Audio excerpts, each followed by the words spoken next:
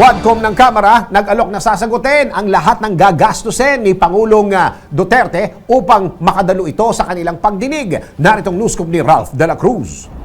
Nag-alok ang House Quad Committee na sasagutin ng lahat ng gastusin kabilang ang airfare at accommodation ni dating Pangulong Rodrigo Duterte at ng kanyang entourage para lamang personal na dumalo sa investigasyon ng Kamara kaugnay sa sinasabing extrajudicial killings noong war on drugs ng kanyang administrasyon. Ayon kay Quadcom Overall Chairman at Surigao del Norte 2nd District Representative Robert Ace Barbers, handang sagutin ng komite ang lahat ng gastusin ng dating Pangulo, masagot lamang ni Duterte ang lahat ng kanilang katanungan. Karapatan niya ng publiko na malaman ang buong katotohanan tungkol sa sinasabing pang-aabuso ng Philippine National Police sa kanilang mga anti-drug operations.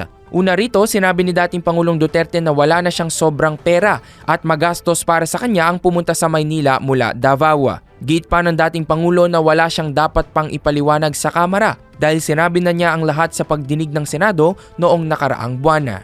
Yan ang aking news scoop. Ako si Ralph de la Cruz. Nagbabalita ng tama, naglilingkod ng tama.